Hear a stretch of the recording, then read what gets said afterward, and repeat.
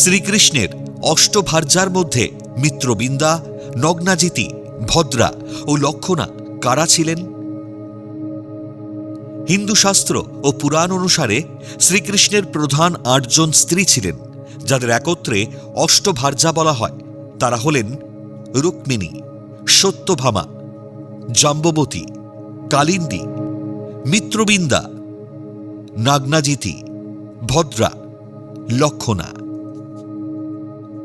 এদের মধ্যে প্রধান স্ত্রী ছিলেন রুক্মিণী, যিনি দ্বারকার রানী এবং লক্ষ্মীর অবতার হিসেবে গণ্য হন।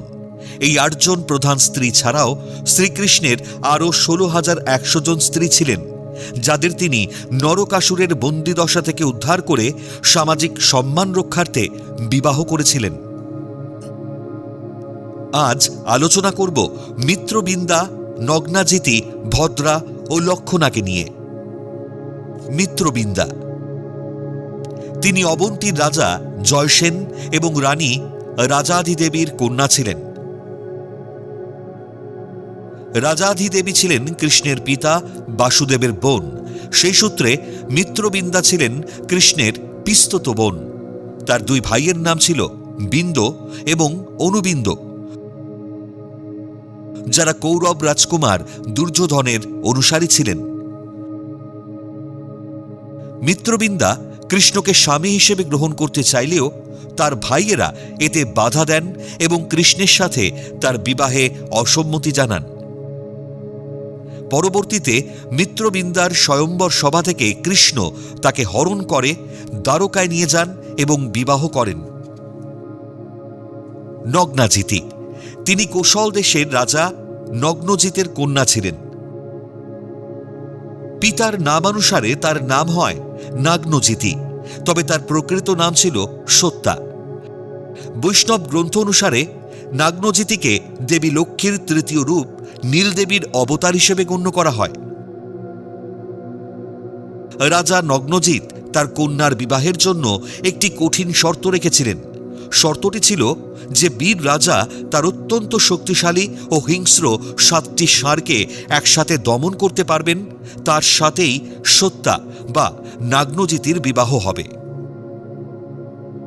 শ্রীকৃষ্ণ এই চ্যালেঞ্জ গ্রহণ করেন এবং অতি সহজে 7টি রূপ ধারণ করে ওই 7টি ষাঁড়কে একযোগে পরাজিত ও বশীভূত করেন। এরপর রাজা নগ্নজিৎ অত্যন্ত আনন্দিত হয়ে শাস্ত্রীয় রীতি মেনে তার কন্যাকে কৃষ্ণের হাতে তুলে দেন। ভদ্রা, হিন্দু পুরাণ অনুযায়ী ভদ্রা হলেন ভগবান কৃষ্ণের 8 জন প্রধান রানী বা অষ্টভার্যার অন্যতম একজন। পুরাণ মতে ভদ্রা ছিলেন ধৃষ্টকেতু এবং শ্রুতকীর্তির কন্যা এবং কুন্তির ভ্রাতুষ্পুত্রী, অর্থাৎ সম্পর্কে তিনি কৃষ্ণের বোন। কৃষ্ণ ও ভদ্রা একে অপরকে স্বয়ংবর সভায় পছন্দ করেছিলেন এবং পরে তাদের বিবাহ হয়। ভাগবত পুরাণ অনুযায়ী ভদ্রার গর্ভে কৃষ্ণের 10টি পুত্র সন্তান জন্ম নিয়েছিল। মহাভারতের মৌসল পর্বে কৃষ্ণের মৃত্যুর পর ভদ্রা এবং অন্যান্য প্রধান রানীদের সাথে তার চিতায় সহমরণে যাওয়ার কথা উল্লেখ আছে। লক্ষণা, তিনি মদ্র দেশের রাজকন্যা ছিলেন এবং তার পিতা ছিলেন রাজা বৃহৎসেন, মতান্তরে মদ্ররাজ। তার অন্য নাম ছিল লক্ষণা।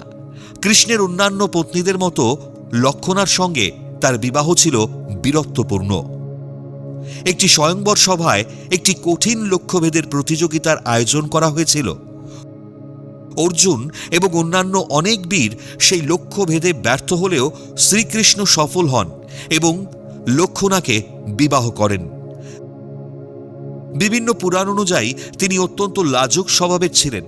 সুন্দর হাসির জন্য তাকে চারু হাসিনী বলা হতো। ভাগবত পুরাণ অনুযায়ী শ্রীকৃষ্ণের প্রতিটি পত্নীর 10টি করে পুত্র সন্তান ছিল। অনেকে রাধা রানীকে শ্রীকৃষ্ণের প্রধান প্রিয়তমা ও সহধর্মিণী হিসেবে উল্লেখ করেন, যদিও তাদের মধ্যে বিবাহ সম্পর্কে ভিন্ন মত রয়েছে।